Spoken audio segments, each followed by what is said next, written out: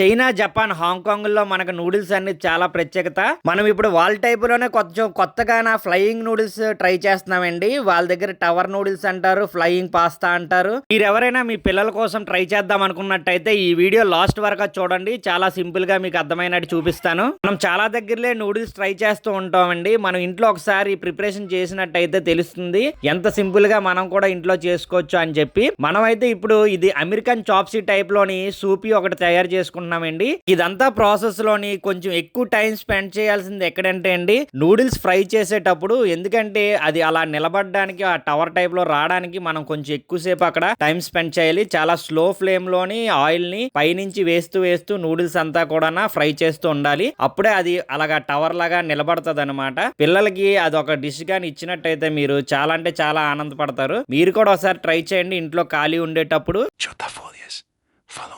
Noodles చిన్నపిల్లలకు పెట్టడం ఏంటని అనుకున్నట్టయితే మీరు మార్కెట్లోని గోధుమ పిండితో కూడా నూడిల్స్ ఉంటుందండి. అదొక దాన్ని ట్రై చేయండి. హెల్త్ కూడా ఏ ప్రాబ్లం ఉండదు. ఇంకా మనకి వెజిటేబుల్స్ ఇవన్నిటితో సూప్ కూడా చాలా మంచిది. అండ్ మోర్ వీడియోస్ కోసం చోటా ఫుడ్ ఛానల్ లైక్ చేయండి, షేర్ చేయండి, సబ్స్క్రైబ్ చేసుకోండి ఫ్రెండ్స్. మేము ఇలాగే కొత్త కొత్త వెరైటీ తోటి మళ్ళీ కలుస్తాను. ఉంటాను. బాయ్. తిరిమిలింగే బాయ్.